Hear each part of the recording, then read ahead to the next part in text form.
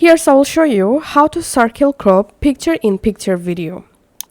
First of all, go to Effects section and search here Circle and add the circle effect to your picture-in-picture clip.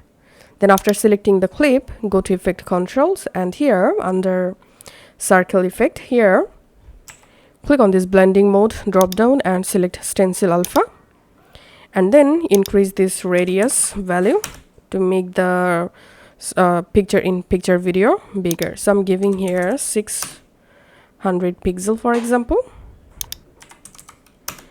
Okay, now select these center and now you can go ahead and drag to make the video center just like this.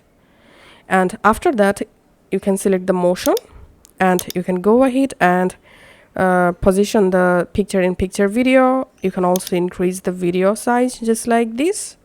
And now if you want to add a border for your picture-in-picture video, then again go to Effects and this time search for Paint Bucket and add the Paint Bucket effect to the picture-in-picture clip and go to Effect Controls.